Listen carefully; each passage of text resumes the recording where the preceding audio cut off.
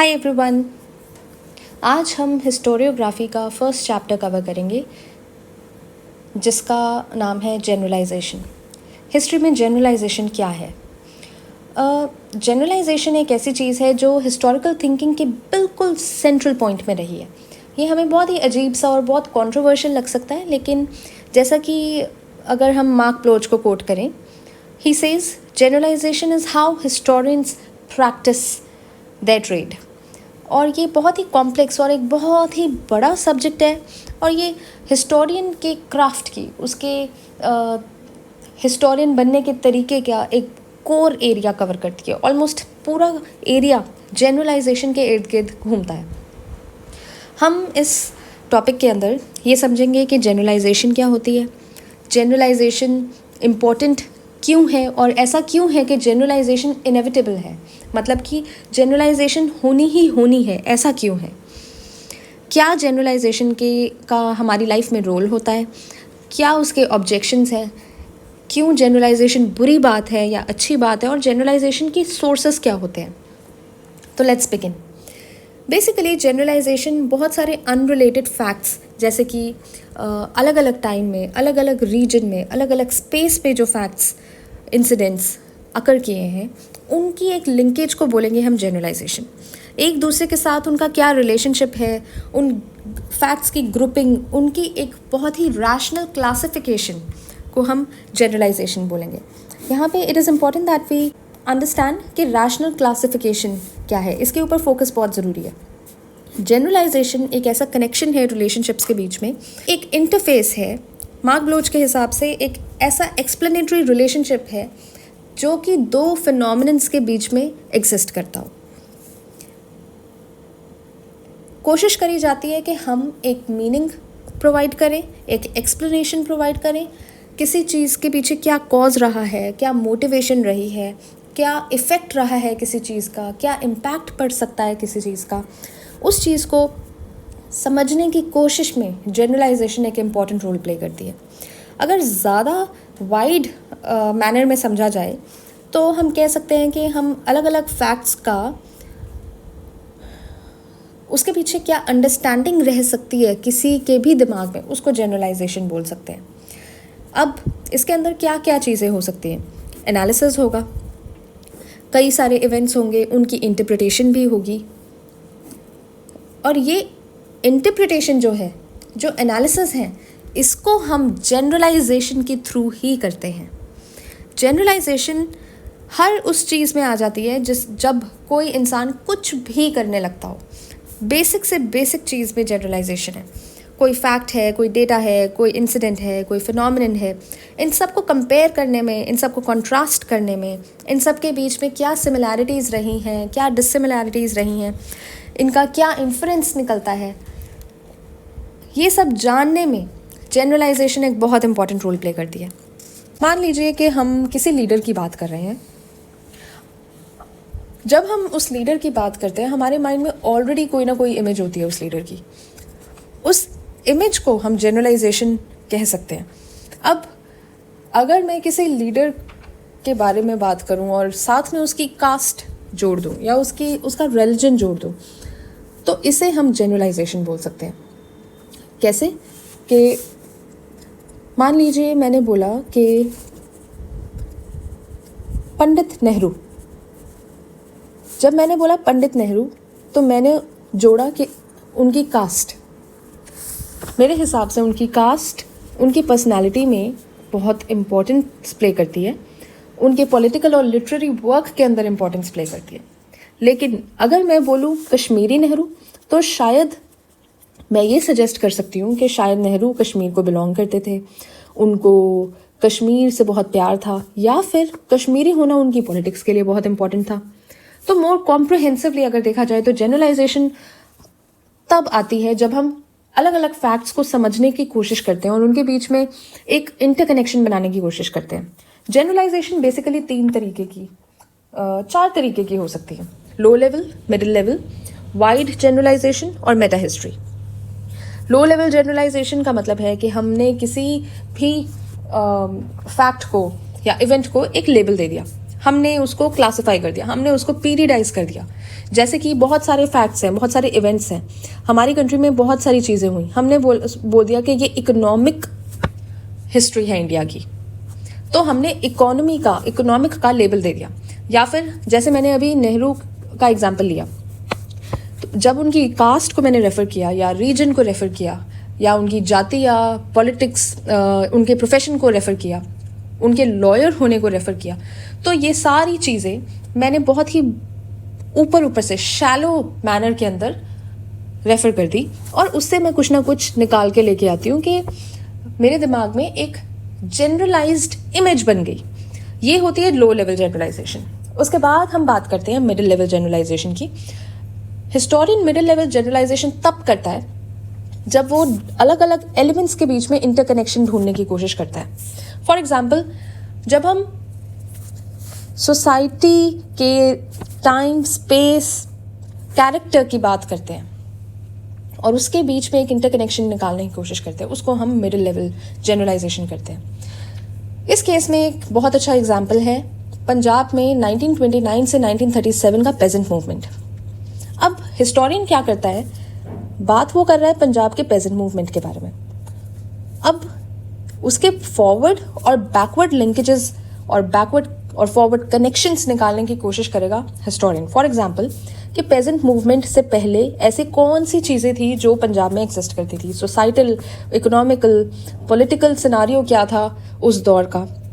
Pageant movement के बाद क्या इम्पैक्ट रहा, क्या सोसाइटी के ऊपर इम्पैक्ट पड़ता है, इंडिविजुअल की लाइफ में क्या इम्पैक्ट करता है, पंजाब की पॉलिटिक्स में क्या इम्पैक्ट पड़ता है। तो ये सारी जो चीज़ें हैं जो सब्जेक्ट मैटर के ऊपर कन्फाइंड है, लेकिन उसके आगे और पीछे क्या क्या होता है उसके साथ इंटरलिंक्ड रहती हैं, तो ये होती है मिडिल लेवल जनरलाइजेशन। तो इसमें कौन सी थीम्स आ जाएंगी, class consciousness, interest groups, capitalism, colonialism, nationalism, feudalism. हम ये सारी बड़ी बड़ी थीम्स को मिडिल लेवल जनरलाइजेशंस के बिना रिसर्च कर ही नहीं सकते। जैसे कि 1920s में जमशेदपुर के जो वर्कर्स थे, उनके ऊपर इंडिया के अंदर इंडस्ट्रियल कैपिटलिज्म की ग्रोथ का क्या असर पड़ता है, या फिर 1930s में जो लेबर लेजिस्लेशंस आते हैं वो क्या इंडस्ट्रियल कैपिटलिज्म से इम्पैक्ट होकर आते हैं। तो ये होती है मिडिल लेवल जनरलाइजेशंस। उसके बाद हम बात करेंगे वाइड जनरलाइजेशंस की, जिसको हम स्केमेटाइजिंग और सिस्टमेटाइजिंग जनरलाइजेशन भी बोलते हैं। ये होती हैं जब हिस्टोरियन एक बहुत बड़े, बहुत सिग्निफिकेंट कनेक्शंस को रीच आउट करने की कोशिश करता है, और सोसाइटी में एक, आप मान लो कि एक रीजन है, उसको आपने बैरियर के अंदर आपने कंटेन करना है, फैला हुआ है, बहुत फैले हुए। फॉर एग्जाम्पल, एक नदी है, नदी को आप कैसे कंटेन करते हो, आप डैम बना के कंटेन करते हो। तो ऐसे ही सोसाइटी होती है, सोसाइटी बहुत डाइवर्स होती है, बहुत ज़्यादा उसके अंदर social, economic, political, religious, individual level पर, फूड को लेकर, जोग्राफी, टोपोग्राफी को लेकर इतनी सारी चीज़ें इम्पैक्ट करती है एक सोसाइटी के बनने में। तो वो जो थ्रेड इस सोसाइटी को बांध के रखता है, उस सोसाइटी को समझने के लिए शायद एक हिस्टोरियन वाइडेस्ट लेवल की जनरलाइजेशन की हेल्प लेता है। इस तरह के जो हिस्टोरियंस होते हैं वो सारे economic, political, social, cultural, ecological linkages को लिंक करने की कोशिश करते हैं, और उनका जो टाइम का जो बैरियर होता है, वो कोई टाइम उनके लिए बैरियर नहीं होता।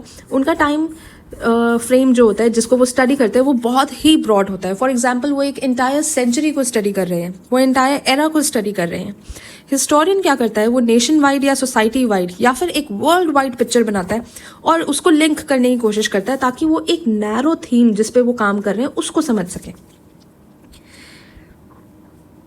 जब भी कोई छोटी इंसिडेंट के बारे में बात करनी है, कई हिस्टोरियंस के माइंड में वो तमाम चीज़ें जो पूरी दुनिया में हो चुकी हैं, वो तमाम चीज़ें जो सारे वर्ल्ड को इम्पैक्ट कर चुकी हैं, उसको अपने बैक ऑफ द माइंड रखता है। फॉर एग्जाम्पल, एक यूरोपियन स्कॉलर जब अफ्रीकन या एशियन सोसाइटी के स्पेसिफिक रिलीजियस एस्पेक्ट को या सोशल एस्पेक्ट को स्टडी करता है, तो उसके माइंड में ये होता है कि एशिया या अफ्रीका के बारे में उसकी ओरिएंटल अंडरस्टैंडिंग क्या थी, या फिर अगर एशियन कंट्री की इकोनॉमिक हिस्ट्री के बारे में किसी यूरोपियन स्कॉलर ने स्टडी करनी है तो उसके माइंड में कॉलोनियलिज्म का इम्पैक्ट, कॉलोनियलिज्म का जो कॉन्सेप्ट है वो ज़रूर चलता रहेगा।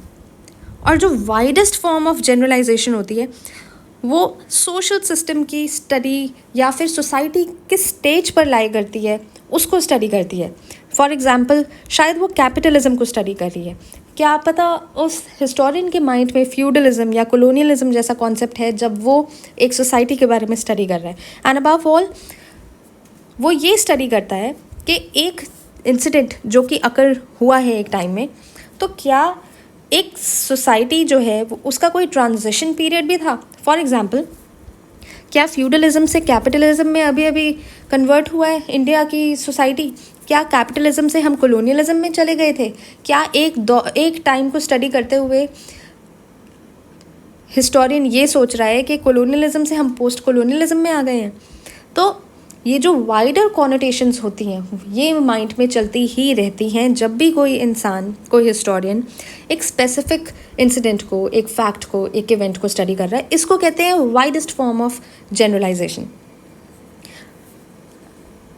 कई हिस्टोरियंस और सोशियोलॉजिस्ट्स हैं वाइड जनरलाइजेशन के एग्जाम्पल के अंदर आते हैं, जैसे कि Karl Marx, Marc Bloch, Max Weber, Eric Hobsbawm, Immanuel Wallerstein. India में डी कोसाम्बी, आलस शर्मा, रोमिला थापर, इरफान हबीब, इनको आप वाइड जनरलाइजेशन वाले हिस्टोरियंस की कैटेगरी में रखते हैं।